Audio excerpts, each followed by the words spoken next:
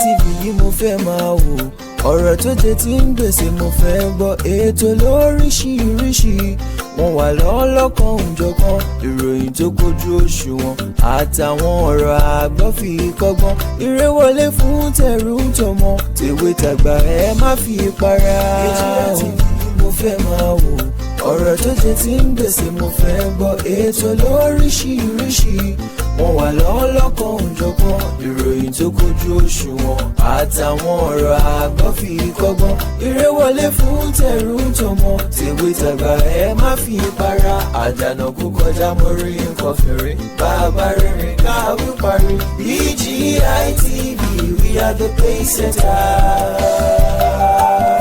Bàbá gbàgede ìmọ̀ tẹlifíṣọ̀n station tí dòde. Mo kí gbogbo ojú tó ń wò mí káàkiri ayé, mo kí wa lọ́kùnrin lóbìnrin lọ́mọdé lágbà nínú ilé yìí, mo kí wa pa kú dédé àsìkò yìí, àsìkò ojú ọjọ́ ti rí ẹdẹ ọdún bí bóun ló ti rí lọ́dọ̀ ti yín.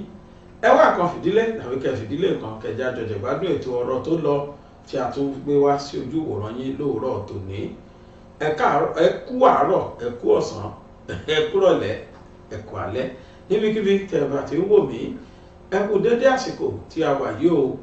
Orúkọ tèmi ò yí padà, Aláwìyé Adébáyọ̀ Sàbúrì ọmọ bàbá tíṣà l'Abẹ́òkúta, ẹni tí gbogbo á mọ̀ sí bàbá gbàgede mọ̀. Ọpẹ́ méjì ni mo fẹ́ dú síwájú kí n tó bẹ̀rẹ̀ ètò lónìí. Ọpẹ́ àkọ́kọ́ lọ sọ́dọ̀ gbogbo ẹ̀dá tó kọwọ́ bàkù tí wọ́n bá mi ṣàánú ìyá Joshua lórí ilé wọn tá à ń kọ́ lọ́wọ́.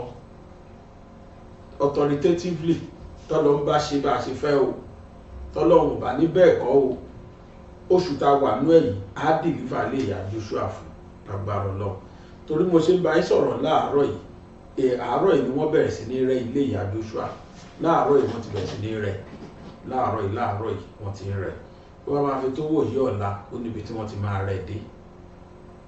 Rírẹ́ nìkan kọ́, mo ti ní kó ní táìsì, àwọn bí kankan wà tí ò ṣe é má táì, otherwise làbá ní pé ká sàkọ ká gbé fún un, àmọ́ àwọn bí kan wà tó jẹ́ pé dandan ni ká táì tún wọn.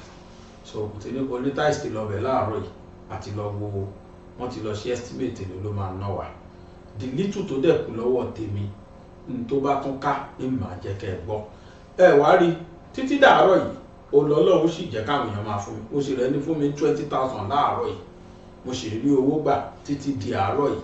Lánàá mo rí owó díẹ̀ gbà, lójoojúmọ́ ṣá ni mo rí táwọn èèyàn dẹ̀ tó ń bá wa buwọ́ lu àkáǹtì yẹn.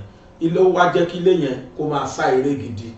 Àwọn ará àdúgbò yẹn ń bi mí pé kí ló dé, àwọn ò rí kílé fast tó yìí ń gbowó ẹ̀ wà lẹ̀ tí ò dẹ̀ shop sales débi pa máa dúró fún dẹ́kìn.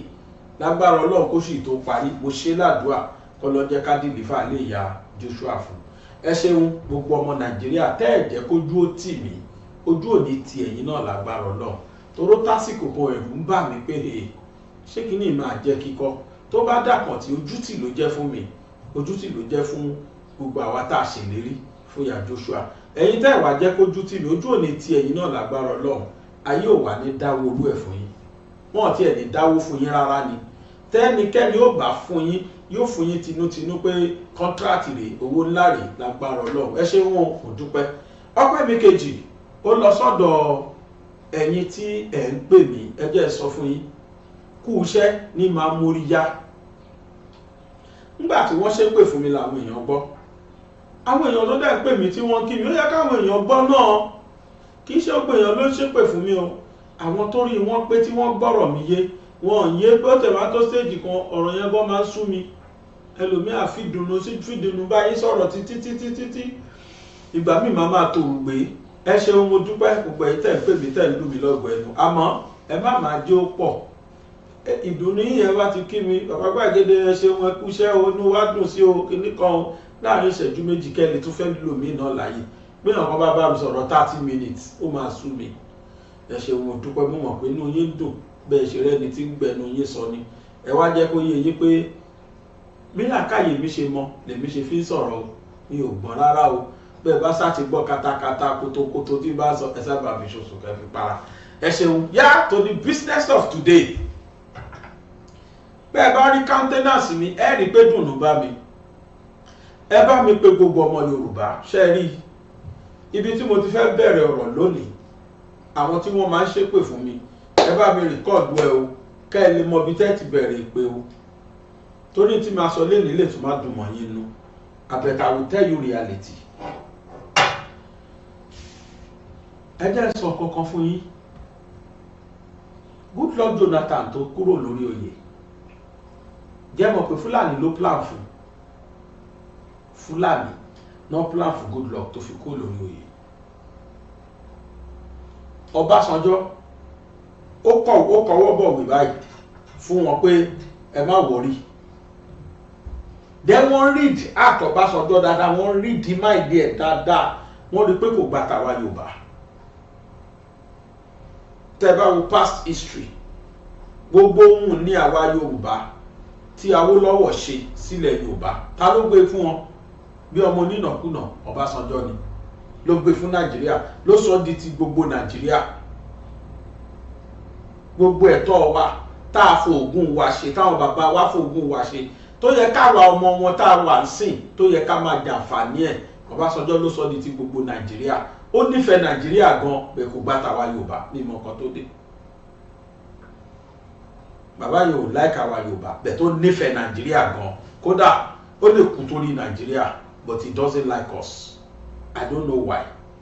Now, tí ó ṣe jẹ́ kó plan for Ọbásanjọ́ kó bá má rí ìjọba yẹn ṣe ojú pé wọ́n wò pé it's more or less part of them. Or he was, Abukeje was Nikalo, part of them.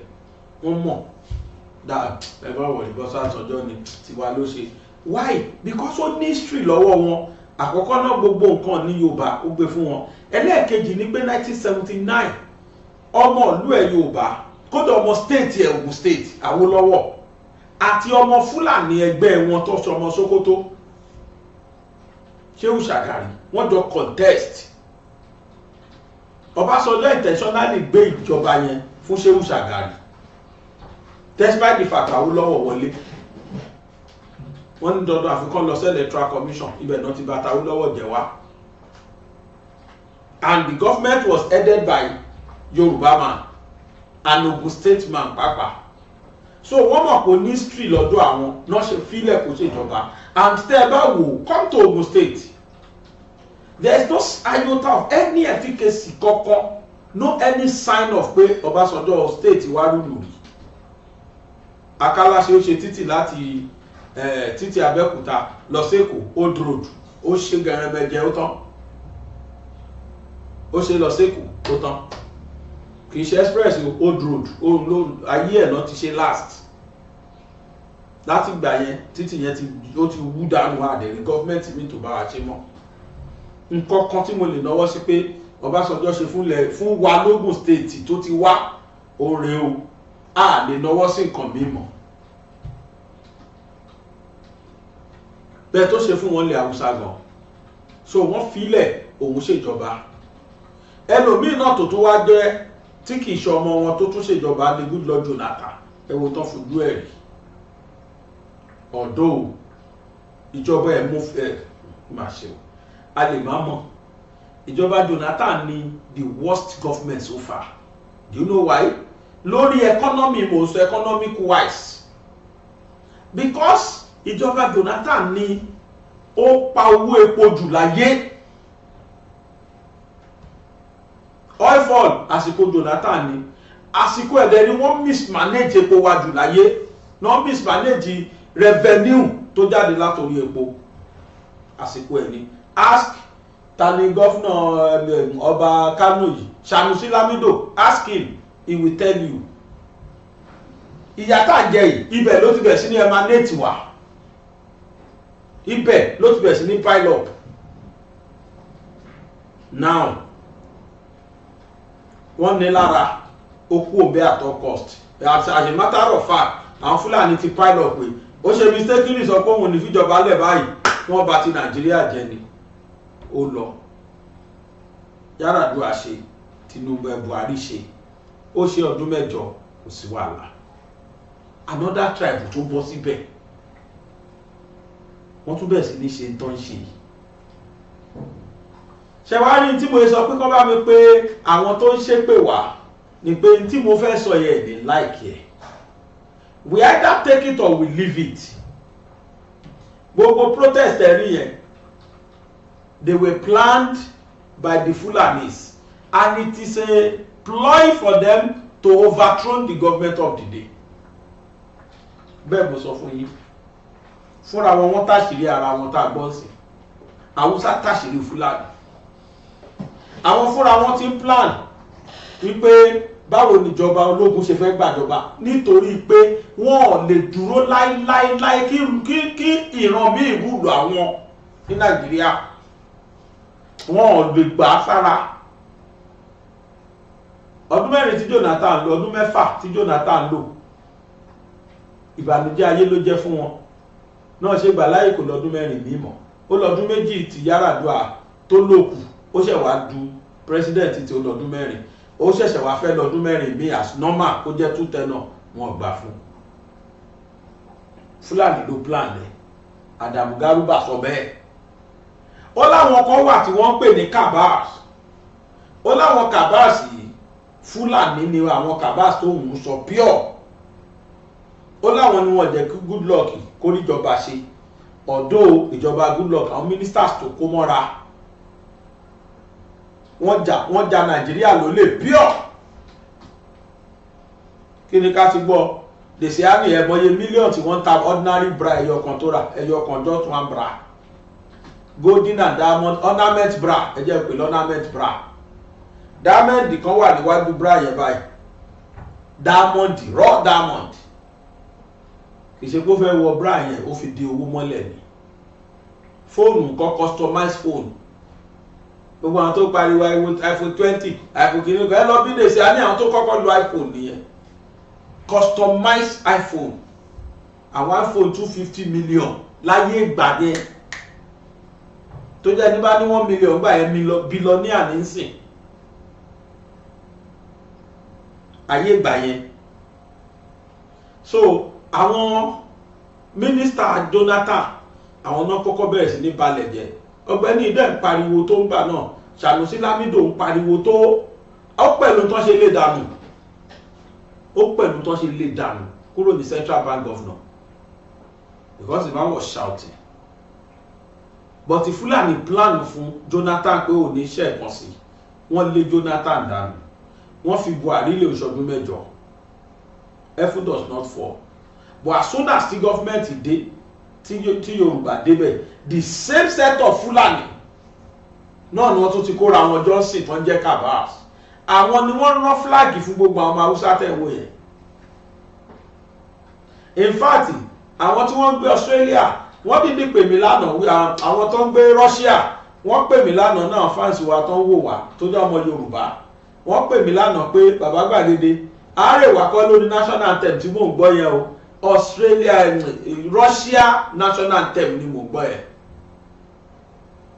Wọ́n national anthem Russia ni. So wọ́n lo flag Russia, wọ́n fẹ́ adopt national anthem wọn tó bá gbàjọba tiwọn. You can see where Fulanis are.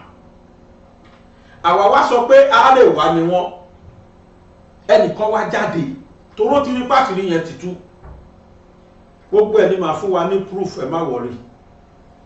Ẹnìkan wá jáde nínú àwọn Haúsá tí kìí ṣe ọmọ Fúlàní, ìyẹn wá jáde pé ẹ má kó bá Àrẹ̀wá o, ẹ má kó bá wọn táwọn jẹ́ Fúlàní o, Haúsá o, Fúlàní ló ń jẹ́ Àrẹ̀wá, Fúlàní ló ń ṣe gbogbo tẹ́ ń wò yẹn o, kìí ṣe àwọn o.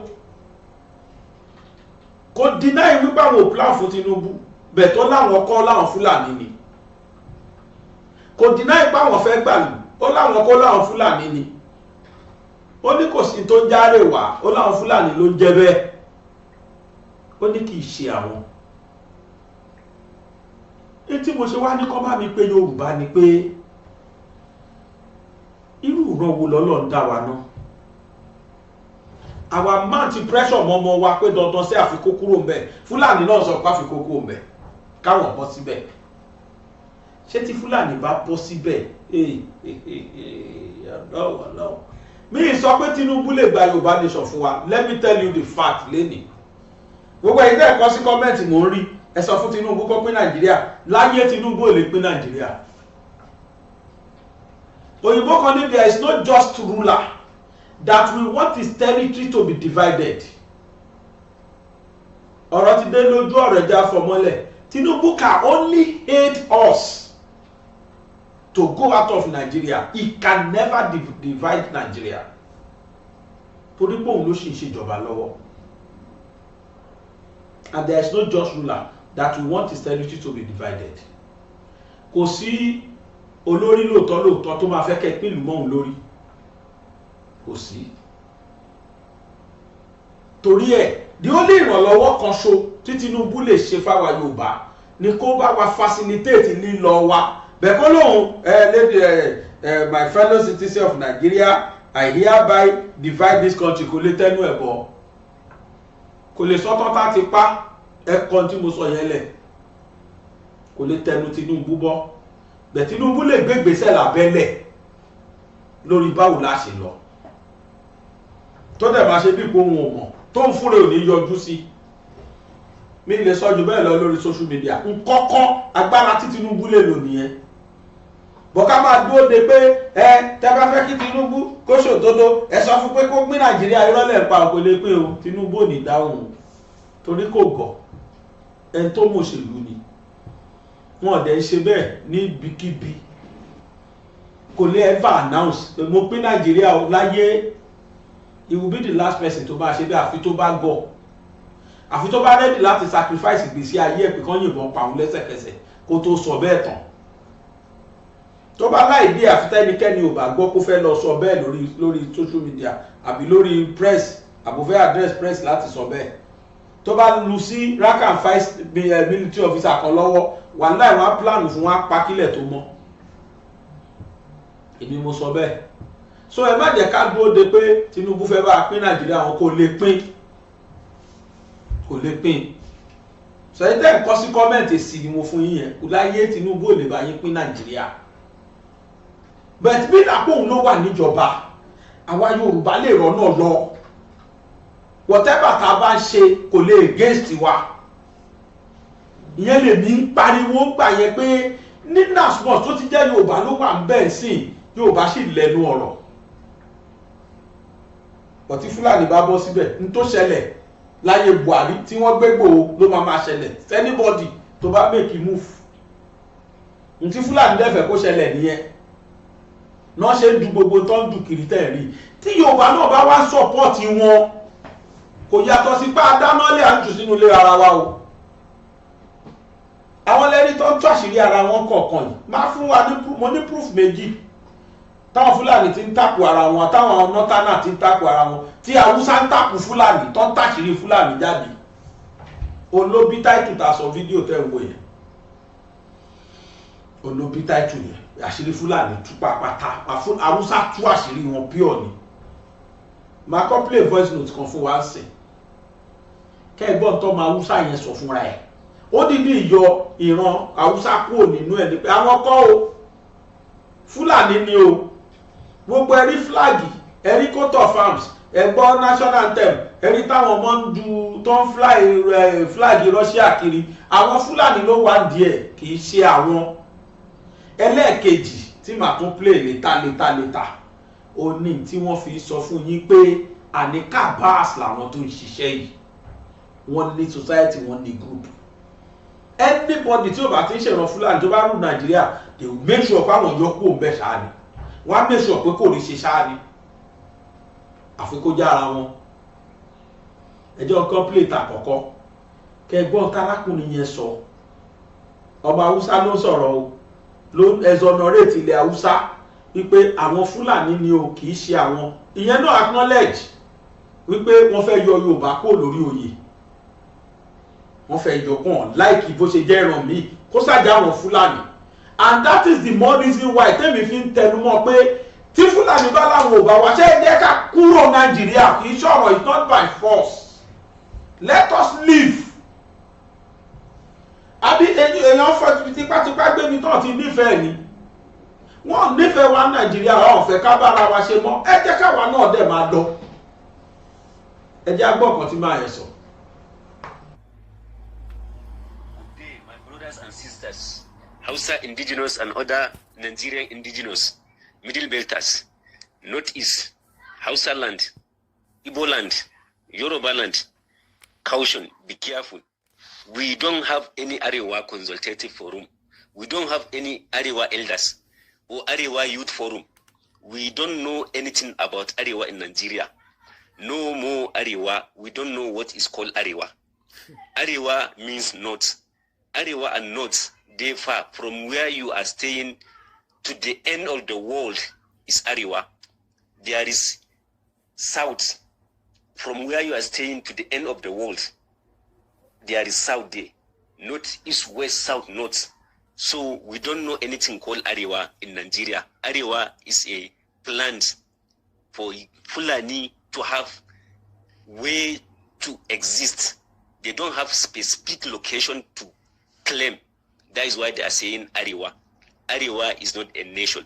Arewa is not a land. Arewa is not a state. Arewa is not a local government. Arewa Consultative Forum, Arewa Elders, Arewa Youths, Arewa Sheikh, Arewa Imams, Arewa Kings, we don't know them. We have Hausa land. Let Hausa people talk against their own nation, Hausa land. Let the Kanuri talk concerning Northeast. We don't know anything called Arewa. We have Middle Belt, Central Nigeria. We have Hausa land, we have Kanuri land, we have Igbo and Yoruba lands and other indigenous that exist within those lands.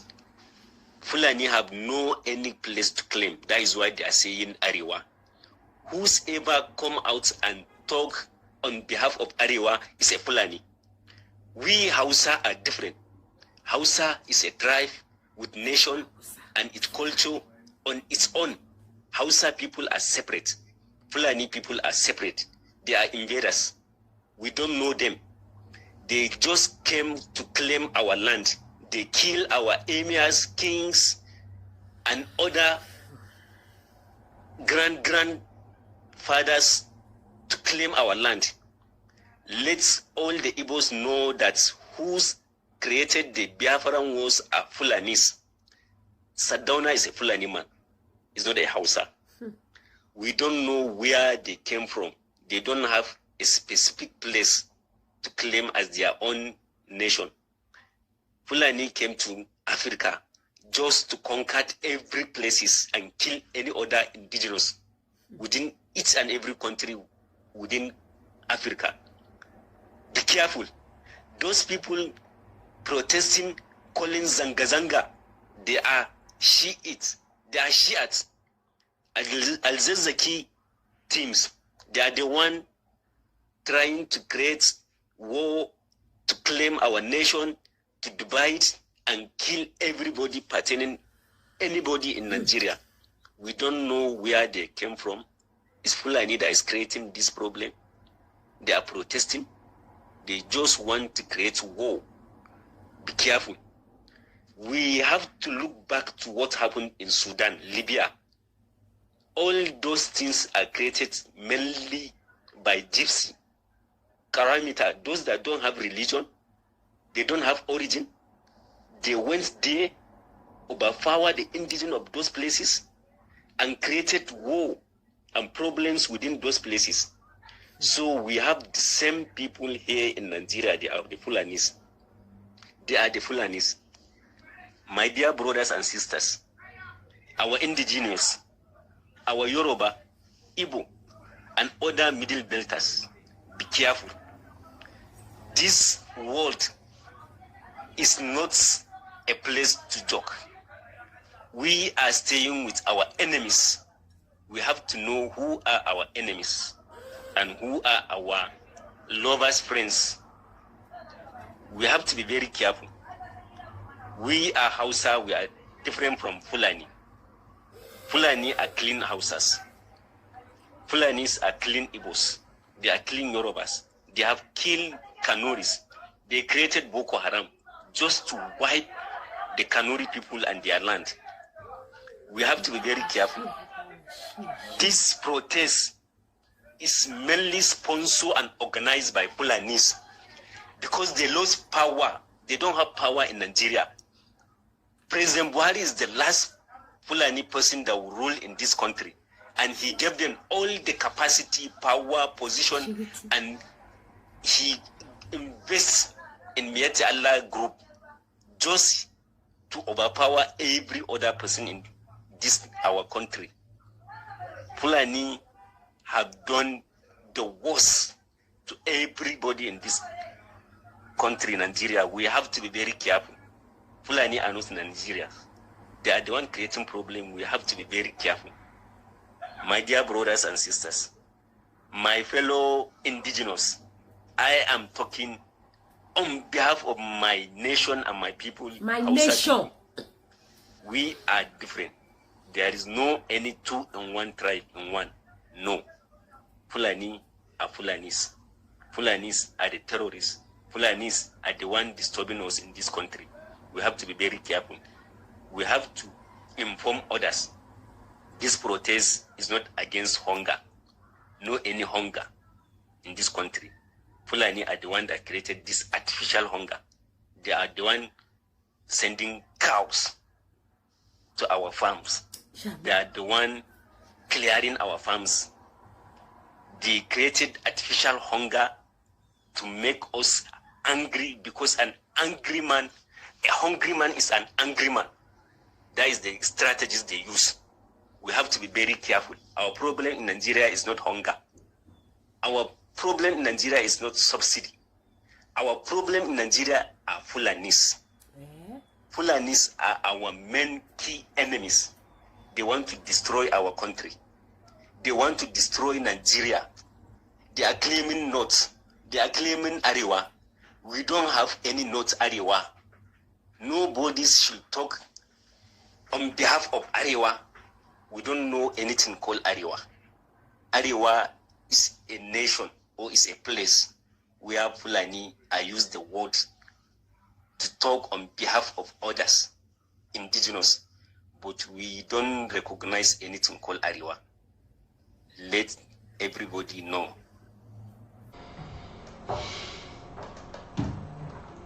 Èmi kọ́ mo sọ, èmi kọ́ mo sọ, gbogbo wa la gbọ́ pé Fúlàní ló lórí kórí o, gbogbo wa la gbọ́ pé Fúlàní ló lórí kórí.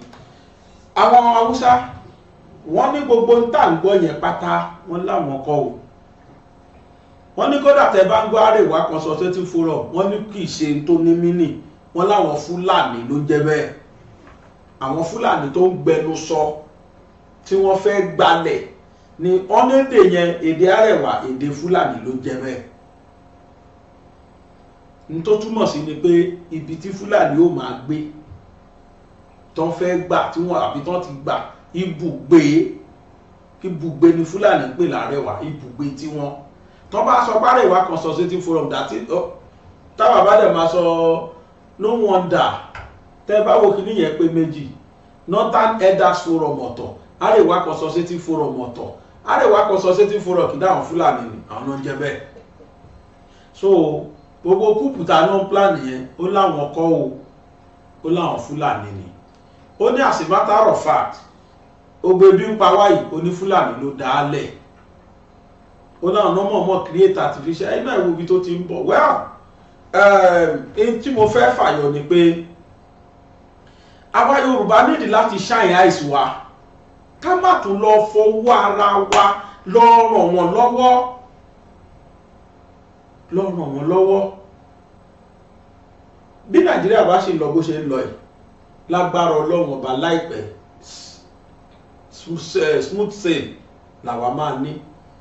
Àmọ́ tí wọ́n bá pe military wa, military yẹn máa ṣọ́, tán bá pè wá pẹ́rẹ́ Fúlàní ló máa lead.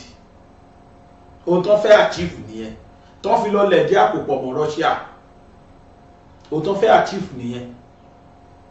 Lẹ́ṣẹ̀ rí wọn máa yẹn sọ pé ogun àwọn ọmọ tá à ń rí lórí títì àwọn ọmọ Fúlàní ni, àwọn ọmọ ẹ̀lìsàgìságì ni, àwọn ni wọ́n kó flag lé wọn lọ́wọ́. Ẹni tán gbé yẹn pàápàá tó rán flag àwọn ọmọ Fúlàní ni, àwọn náà kó Fúlàní náà kó flag lé wọn lọ́wọ́ kí wọ́n máa sọ, torí pé wọ́n ti àwọn ẹgbẹ́ wọn tó kù ti wá láti ṣe bẹ́ẹ̀ mọ́ tí Buhari ṣe, ó kó wọn from all sorts of life láti different countries of the world ló ti kó wọn wọ Nàìjíríà ẹ wá establish síbi. tí ó bá sí pé ìjọba tó wà lóde yóò ní interest ni ó yẹ kí wọ́n indict ti Buhari kí wọ́n bá wa pè wá ọmọ Nàìjíríà lẹ́jọ́ bí léèrè. mo sọ fún wa pé kì í ṣe ìyẹn nìkan ni proof tí mo ní. so àwa Yorùbá nídìí láti fúnra wa ní brain gan, a ní láti jókòó ẹ fi hatred tí gbogbo wa jọ ní sí Tinubu sílẹ̀. Kí lọ́nà àbáyọ sọ̀rọ̀ àwa Yorùbá ni kó ní kálukú wa face. Kí ni ká ṣe? Báwo la ṣe fẹ́ kúrò nínú shithole àṣà ọ̀rẹ́ mi Koiki? A ní that shithole country. Báwo la ṣe fẹ́ kúrò nínú mess tí Yorùbá bára ẹ̀? This is the greatest mess to us. Téèyàn bá wà ń bẹ̀, tá bá lọ bá tó bá lóhun ò gbọ́. Gbogbo tá a bá ṣe kò tó bẹ́ẹ̀ kò lè arrest wa. Torí pé lórí bí ìran tó ti wá ṣe máa dá aláwa. I am too sure mo fọwọ́ ẹ̀gbáyà. Tó bá jẹ́ pé Buhari Tinubu ló wà bẹ́ẹ̀ lórí oyè ní ìgbà tí Ìgbòho operate tó bẹ́ẹ̀ ni láíláí wọn ní gbégbòho. Wọn ní gbégbòho. Tó bá dẹ̀ gbé àwọn ọba wa dìde. Torí wọ́n á sọ fún pé ọ̀gbẹ́ni ṣó rántí ni ọmọ ẹni. But a fẹ́ gbé náà wojú ẹkùn Fúlàní. Gbogbo tún tí Ìgbòho payẹ wọn ti rí pé ọ̀nà tó ọmọkùnrin yìí gbé bọ̀ yà àkọ́kọ́ náà á tàṣírí wọn fún gbogbo ayé. Àwọn United Nations àárí wọn ará burú táwọn Fúlàní yẹn ṣe. Ibi tí Ìgbòho bọ̀rọ̀ yẹn lọ nìyẹn. Ó ti ń jẹ́ kí àwọn the whole world ó ti ń promote awareness yẹn débi pé gbogbo the whole world ti ń focus. Ṣé ẹ rántí jọ́ tán lọ fly drone ní United Nations? Ṣé ẹ rántí? Mi ò rojọ́ ìbànújẹ́ tí ó bá Buhari tó yẹn rí láyé ọjọ́ yẹn ni. Ọjọ́ tí Yorùbá Nation lọ fly drone tó gbé flag Yorùbá Nation báyìí ní United Nations. Ọdún yẹn tí Buhari fi máa kú kò lè gbàgbé wa. Kò lè gbàgbé. Ṣé mọ̀ gbogbo ìbẹ̀rù tí Yorùbá dálẹ̀ fún Fúlàní ṣá àtijọba wọn? Ẹ wá ní kó má wá Gbòho wá, ẹ wá ní kó má stop Gbòho. Wọ́n dẹ̀ mọ̀ọ́mọ̀ wọ́n wọlé sáwọn ọmọ àlè Yorùbá kan lára tí wọ́n fún wọn ní details. Báwo làwọn ṣe lè stop Yorùbá from that revoke tí wọ́n ṣe? Bí revolt tẹ̀ náà pè ní. Wọ́n mọ̀ọ́mọ̀ unfortunately a rí àwọn ọmọ àlè Yorùbá tó wà nípò tán fún wọn lọ́wọ́. Ó ti yé wa ọ̀rẹ́ mi òkè ọ̀run. Àtẹnidáráyà ni ẹ̀jẹ̀tẹ̀tẹ̀ráyà ni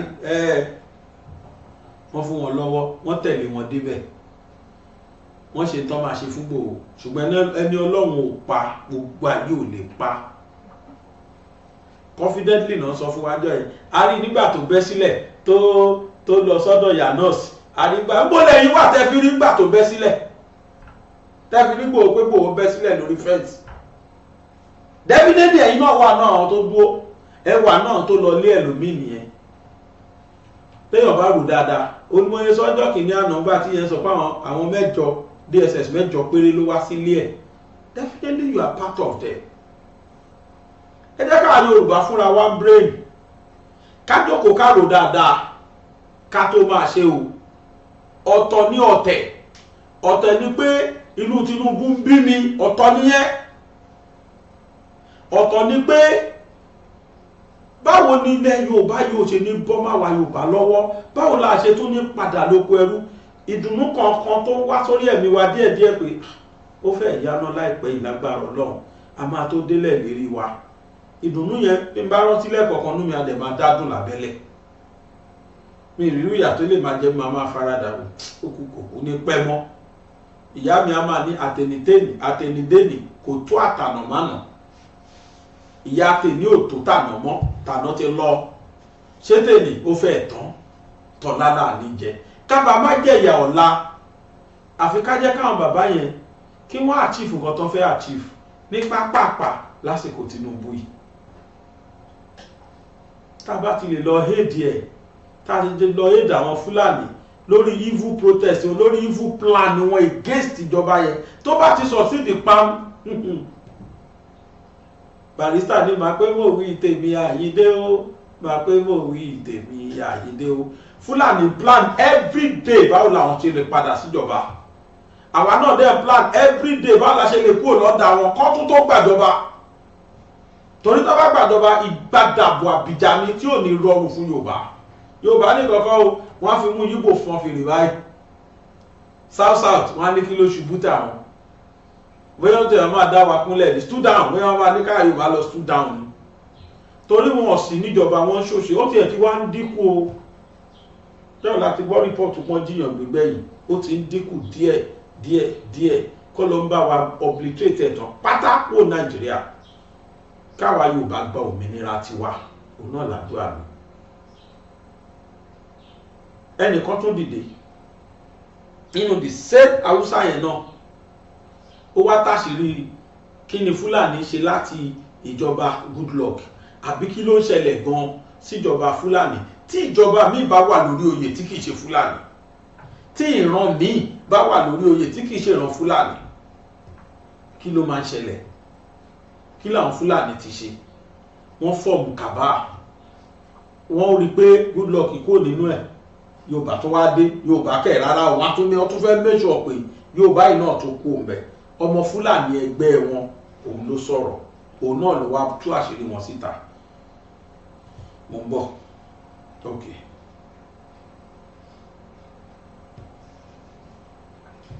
Russian flag cabal that removed Jonathan activated against Tinubu again. Adamu Garba. Àbíṣẹ́ Yorùbá ló jẹ́ Adamu Garba. Ara wọn ni, ara wọn ń bẹ̀ tó jẹ́ nọ́tánà. Olúwa táṣìírí tí wọ́n máa ń ṣe tí ìran míì bá ti wà lórí oyè. Wọ́n ṣe bẹ́ẹ̀ fún Goodluck, ó lé Goodluck lọ. Wọ́n fẹ́ ṣe bẹ́ẹ̀ fún Tinubu sí. And as soon as wọ́n bá ti lé ìran míì lọ yẹn, àwọn làwọn máa jẹ gàba. Adamu Garba has claimed that the same camp used to oust former President Goodluck Jonathan in 2015 has been activated against President Bola Ahmed Tinubu in the north. The same set of people, àwọn kan ṣó yẹn náà tí wọ́n pàtó Goodluck, tí wọ́n ṣe tó succeed, àwọn náà ni wọ́n tún nọṣẹ́ Tinubu lẹ̀ kó sàjẹ́ ìrántí wọn. Wọ́n lọ́dún mẹ́jọ o, sọ́mọ́ ò jábọ́ o. Wọ́n ọ̀dẹ̀ jẹ́ káwa Yorùbá lọ gbà yẹn o. Gbogbo kódà kóòtù dá wọn lẹ́jọ́ pé kí wọ́n sanwó ìtanràn fún Tinubu fún Ìgbòho pé nǹkan ṣe yẹn rán kọ́bọ̀ wọn fún wọn ọ̀dẹ̀ dá sí. 20 billion ní Nàìjíríà ló sì jẹ Ìgbòho 20 billion. Bàbá Tinubu tẹ́ bá ń gbọ́ mi, country ten room lè lórí, ó jẹ Ìgbòho wa ní 20 billion o. Ẹ facilitate bọ́n ṣe máa sanwó ọmọkùnrin yẹn fún un. Ẹ̀dẹ̀ lọ wò dájọ́ tó wà nílẹ̀, kóòtù ní kò ṣe ẹ̀ṣẹ̀ kankan rárá. Ẹ̀yin náà announce ara nǹkan tó jẹ́ reality ẹ̀tẹ́ lè ṣe ó nìyẹn. Due to court judgment, Ìgbòho is hereby free to come in and goes out of Nigeria. Ó ti tán tá a fẹ́ gbọ́ nìyẹn, because ìdájọ́ yẹn ti wà nílẹ̀. Now, Garba said they might have succeeded against Jonathan, but we failed in winning against Tinubu. In a post on his X handle on Monday, the APC shifted. Okay, ara APC ni. The APC, no wonder also tó not ṣe loud. The APC shifted said no one will have the capacity to distribute Russian flags all over the north other than persons who already have an establishment, who already have an established political structure. He suggested that some unnamed politicians are doing everything humanly possible to undo the current government.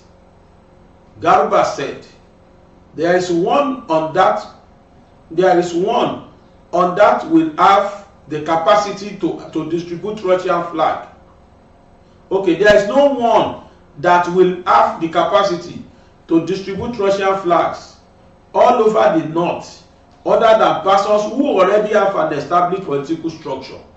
I cannot imagine a correlation between Russian flags and the hunger the protesters are using as a yardstick. It seems to be that some politicians are doing everything possible to undo this government. We know it wasn't you who removed kerosene subsidy, diesel subsidy. It wasn't even you who removed the current petroleum subsidy. It was the last administration. Yet they blame you for daring to do the right thing. Shame on them. We know, Mr. President, you are very strong, patriotic Nigerian president, and you are doing everything humanly possible to see the success of this country. For this effect, we stand with you wholeheartedly till the very last day. It may appear that same camp that was used to oust Jonathan, using Sowore and his Sahara reporters as a frontier, as same people that activated the anti-Tinubu sentiment in the north, they shall fail. The only difference is that they may succeed against Jonathan, but they will never succeed in winning against President Tinubu. God is always with those who genuinely care for Nigeria.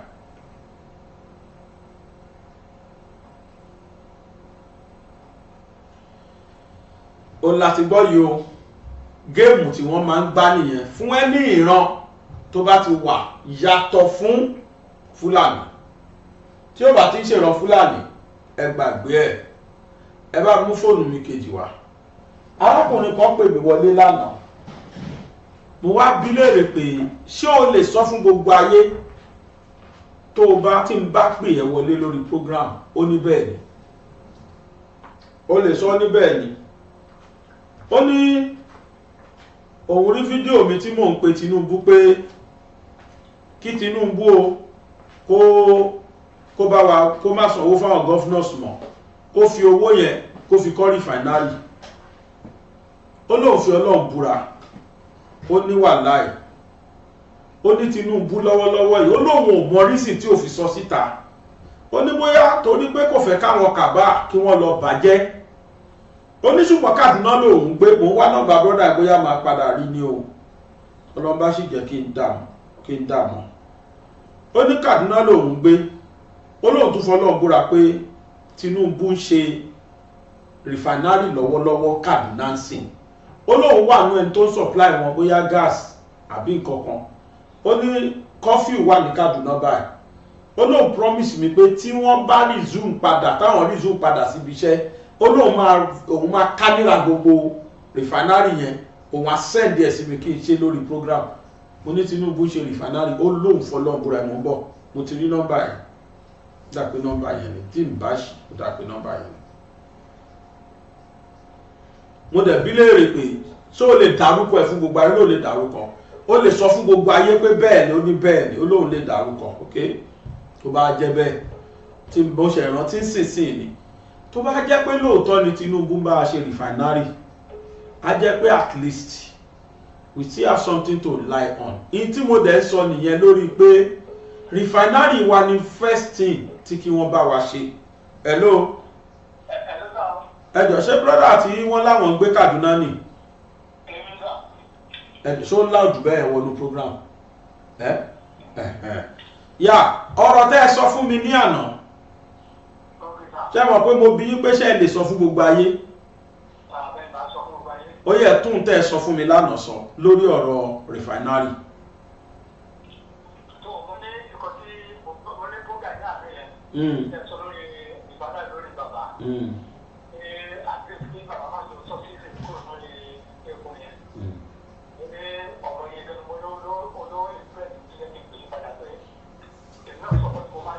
Okay. Okay. Okay. Níbo lẹ lẹ́ ń gbé yìí? Níbo lẹ sọ pé ń gbé yìí? Kaduna, good. Mo ń gbọ́. Okay.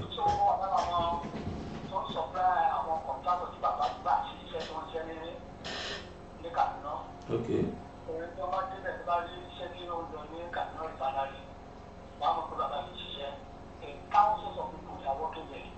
ní Kaduna refinery.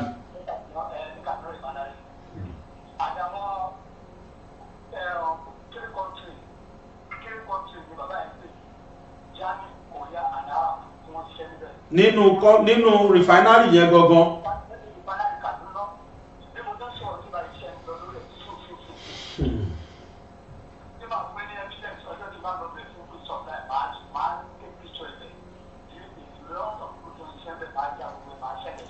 ẹ mọ̀ tí gbogbo ọmọ Nàìjíríà fẹ́ sà, ẹ mọ̀ tá a fẹ́ picture nìkan kọ́, ẹ rìkọ́ọ̀dù ẹ̀ kárí ni. bẹ́ẹ̀ni torí àwa tá à ń gbọ́ yín àwa ń dá òtún ẹ̀ pé irọ́ ni. tí Tinubu bá ṣe rìfánárì kí ló dé tí ò sọ fún gbogbo ayé.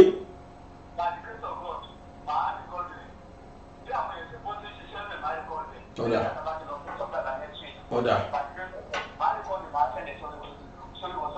kí ló ṣe yẹ ká dárúkọ brọ́dà ìṣá. ọ̀dà ẹ má dárúkọ yín, ẹ má wọ̀rí, wọ́n ti ní ká má béèrè orúkọ yín bẹ́ẹ̀ ni.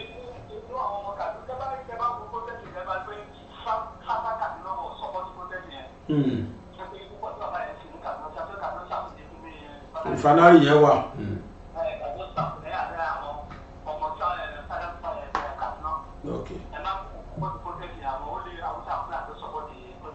àwọn Haúsá gan tẹ̀ ti yànnà náà ẹ̀ báyìí wọ́n láwọn Fúlàní ni.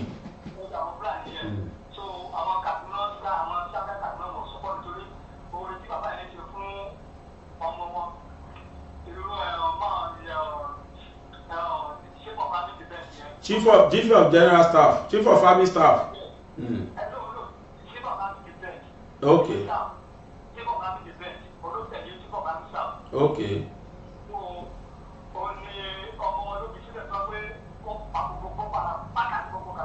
Kàkà. Wow. Ní Kaduna, ní Sada Kaduna. Wow. Wow.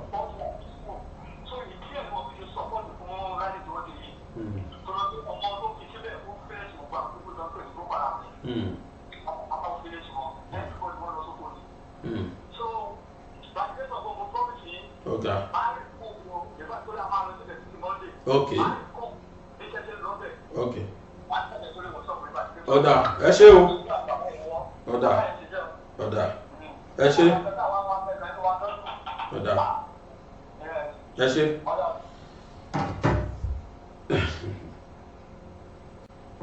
Mo mọ̀ pé gbà àwọn tó lórí kórí kan bá tún máa sọ sí. A ní bàbá Gẹ́gẹ́dẹ́ tó tún ti ń ta Tinubu fún wa, ó ta Tinubu fún yìí. Ní tó ń ṣẹlẹ̀ là ń gbọ́ yìí.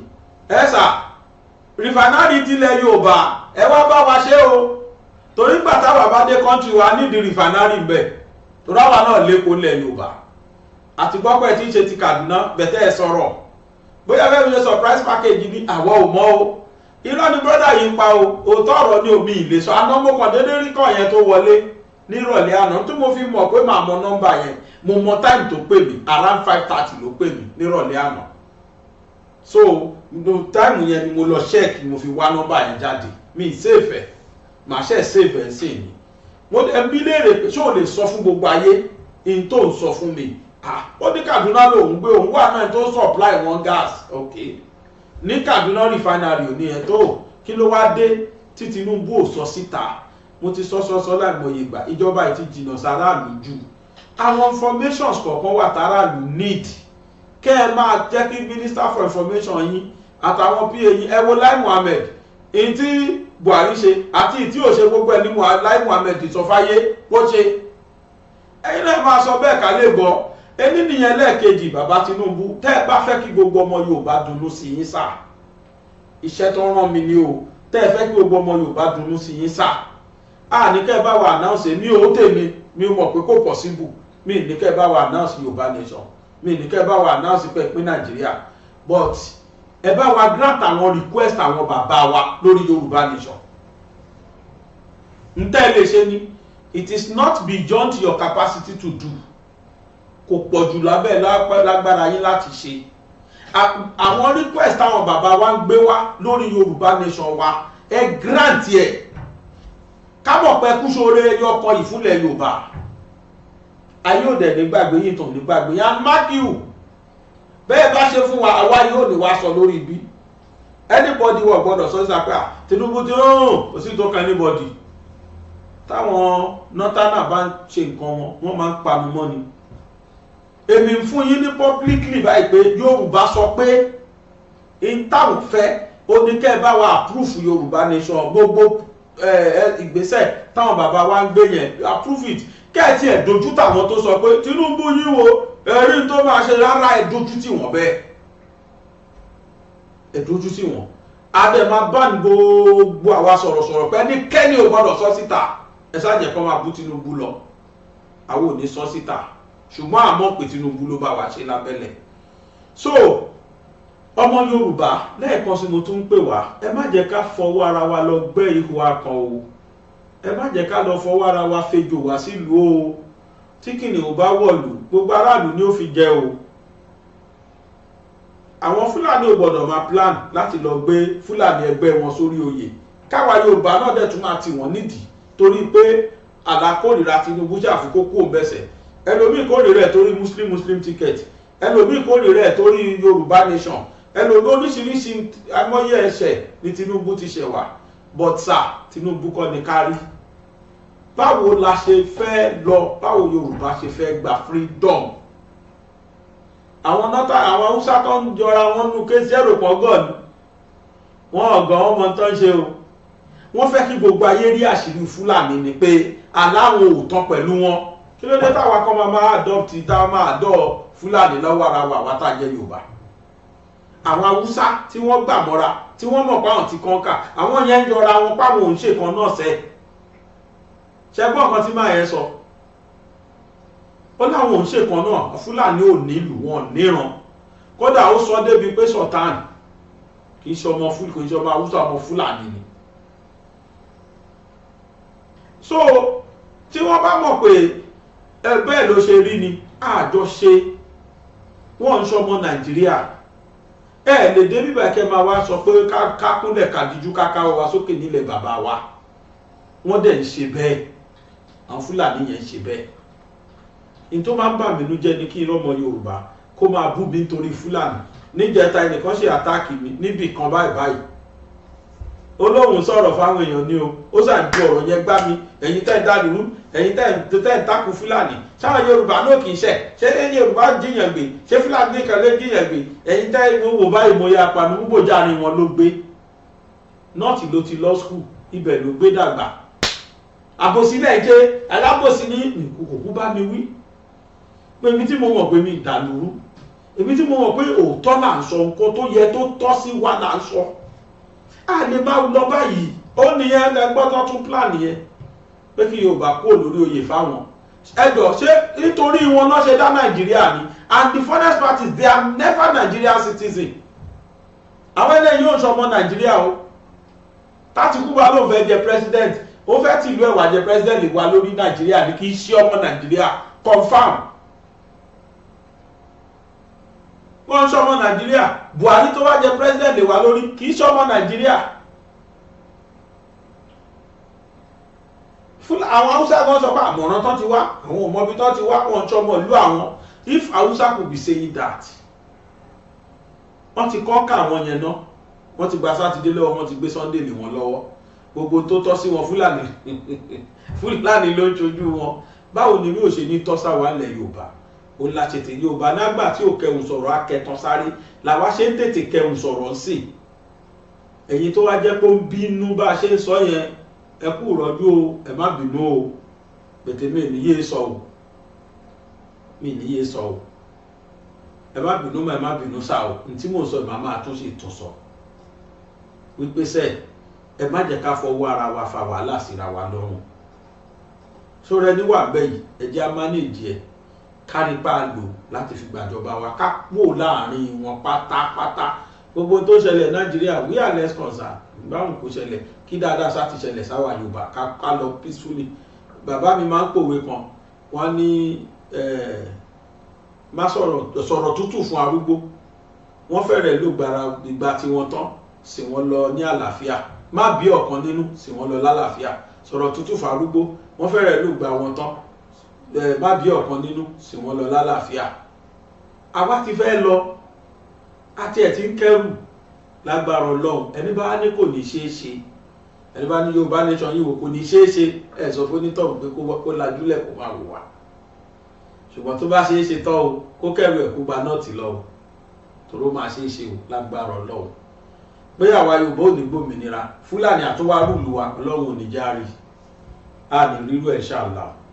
Ìjọba Tinubu ló máa jẹ́ the last ìjọba tó máa rúùlù àwa Yorùbá ní Nàìjíríà.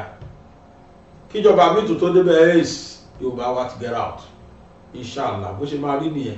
Ẹ lọ wo Olympic tán ṣe lọ́wọ́ yìí, ẹ lọ wo different countries. Àwọn country mi wà jẹ́ pé tó bá sọ population ẹ̀ máa wò pé eléyìí ò tó Lagos state, wọ́n dẹ̀ ní representative l'Olympic, they were recognized as a country. Wọ́n dẹ̀ lọ peacefully kó láàrin country tó wà bẹ́ẹ̀ tẹ́lẹ̀. Ẹ máa gbọ́ Dominican Republic, kìnìkan Republic, Republic lẹ́kàn gbọ́. Go and watch Olympic, kẹ́ wo different countries. Serbia Montenegro náà papọ̀ tẹ́lẹ̀, Serbia ti dánwó lọ́tọ̀, Montenegro ti dánwó lọ́tọ̀, bẹ́ẹ̀ àárín country kan náà ti jọ yà tẹ́lẹ̀. So kí wá ní big deal nínú self determination? It's not a big deal. Tọ́rọ̀ Yorùbá ti wọ̀ mọ́ lánàá, a kà fún wa bí tí ìkànnù àwọn Haúsá yìí náà ni tó ti ń sọ pé Nigeria has entered expiring date, Nigeria has expired. Ẹnìyẹn sọ bẹ́ẹ̀, and I've been saying it over 2 months now that Nigeria ti expire like 2014 to 2024, 10 years ago. Ṣé èèyàn náà lè jẹ irú ẹ̀ kó má pọ̀ kó má ṣe léṣe ni?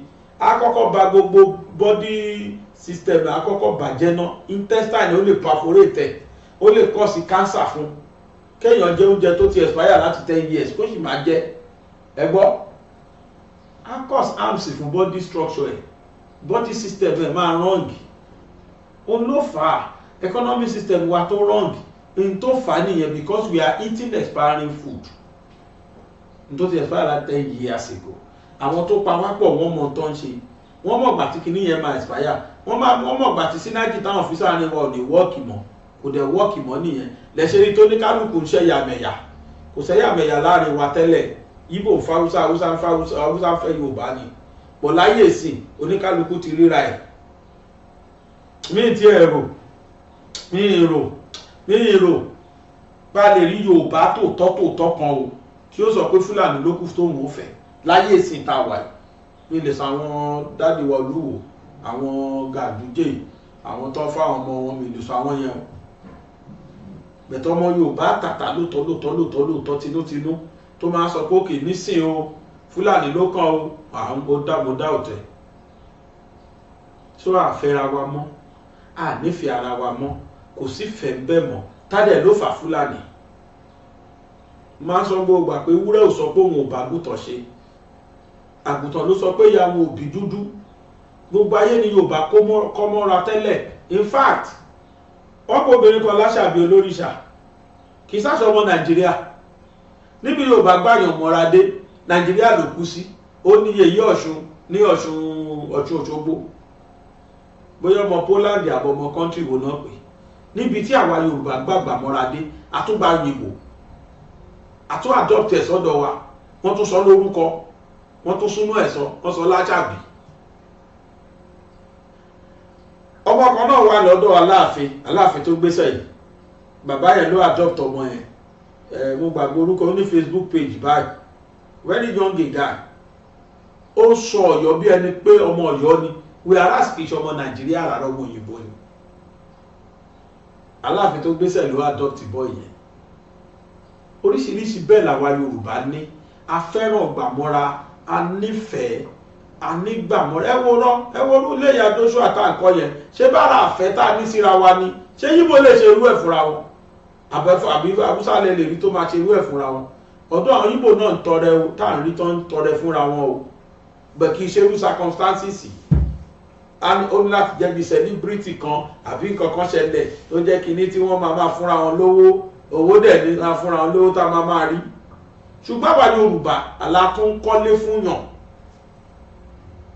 a tó ń kọ́lé fún níbi tá a nífẹ̀ẹ́ dé, níbi tá a lójú àánú dé. Ọdún mo rí o, mo rórúkọ yíbo kọ̀ọ̀kan náà tán fún wa lówó síbẹ̀ o, gbogbo yín mo acknowledge, gbogbo yín mo dúpẹ́ lọ́wọ́ ẹ̀. Ṣùgbọ́n ṣe ráwa ìran Yorùbá yìí, ìran kan tó lọ dá specially ni, specially ọlọ́dìdì yàn wá dábàá ìbọn. A ní problem kan, a ní ọ̀tẹ̀, tẹ̀m̀bẹ̀lẹ̀kún, ìmọ̀tara ẹni nìkan, bàtà ni jẹ́ ó wà fún wa. Kọ́lọ́ ń bá wa mú gbogbo àwọn aburú yẹn kó láàrin wa ká lè délẹ̀ lérí. Kọ́lọ́ ń ṣàánú àwa Yorùbá.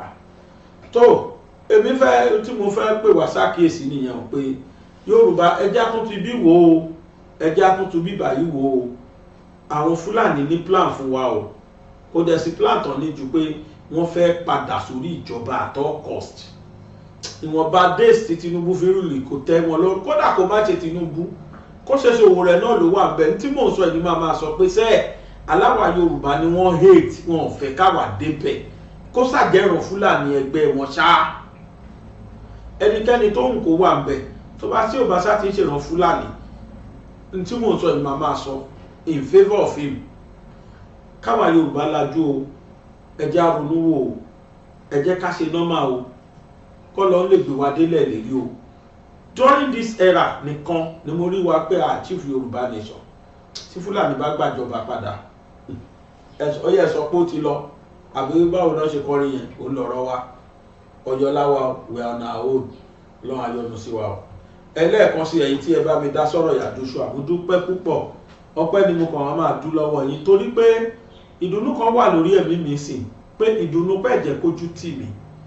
Ó tó stage kan gbàgbọ́ orílẹ̀ yẹn bó ṣe lọ ní ìdójútì dé, mo wá bẹ̀rẹ̀ sí ní blame ara mi pé kí ló kórí sírú nǹkan báyìí fún. Fáǹsì mélòó nírú ẹni?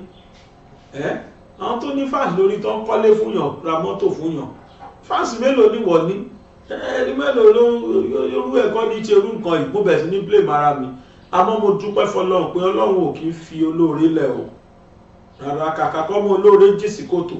Wọ́n ní mọ̀nàmọ́ná á ṣiṣẹ́ ìmọ́lẹ̀, ó ṣiṣẹ́ ìmọ́lẹ̀, mo dúpẹ́ o. Ẹ̀yin tọ́lọ́run wá lò ní mọ̀nàmọ́ná fún mi tẹ́ fi ṣiṣẹ́ ìmọ́lẹ̀ yìí, ẹ̀ ní kábàámọ̀ lágbára Ọlọ́run.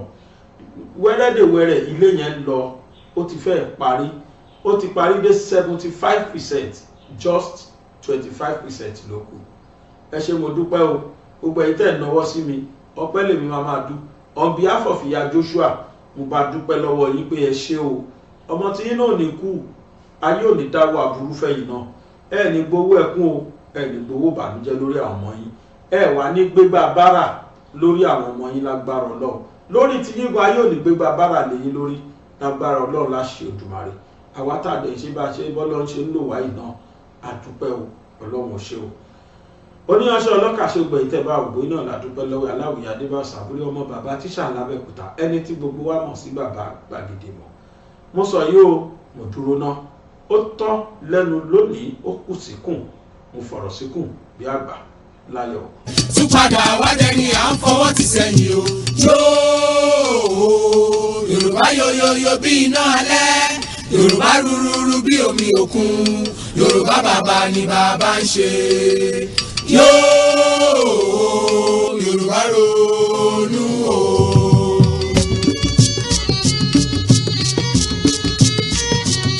Yorùbá sọra wọn di bọ́ọ̀lù fáráyé gbá. Bàbá gbá wọn sókè, wọ́n tún gbá wọn sísàlẹ̀ o. Ẹ̀yà tí ó ti kéré tẹ́lẹ̀ ni wọ́n gé kúrú. Àwọn tí a lè fẹ́ lọ́sùn ti dẹni àtijọ́, Yorùbá jókòó sílẹ̀ rẹ̀gẹ̀dẹ̀ wọn fọwọ́ lọ́wọ́. Bí àgùntàn tí abọ́ rẹ̀ ń gbòrìṣà ilẹ̀ o. Yóò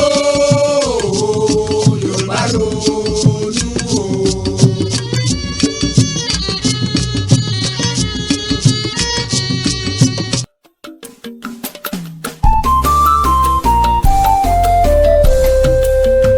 BGI TV yìí mo fẹ́ máa wò, ọ̀rọ̀ tó jẹ ti ń gbèsè mo fẹ́ gbọ́, ètò lóríṣiríṣi wọ́n wà lọ́lọ́kan òjọ̀kan, ìròyìn tó kojú òṣùwọ̀n àtàwọn ọ̀rọ̀ àgbọ́ fi kọ́gbọ́n, eré wọlé fún tẹ̀rù tọmọ tèwe tàgbà ẹ má fi para. BGI TV mo fẹ́ máa wò, ọ̀rọ̀ tó jẹ tí ń gbèsè mo fẹ́ gbọ́ ètò lóríṣiríṣi wọ́n wà lọ́lọ́kan òjọ̀kan ìròyìn tó kojú òṣùwọ̀n àtàwọn ọ̀rọ̀ àgbọ́ fi kọ́gbọ́n eré wọlé fún tẹ̀rù tọmọ tèwe tàgbà ẹ má fi para àdànà kó kọjá mọ́rí nǹkan fèrè bàbá rìnrìn káwí parí BGI TV we are the pace setters. Bàbá gbàgede ìmọ̀ tẹlifíṣọ̀n station tí dòde.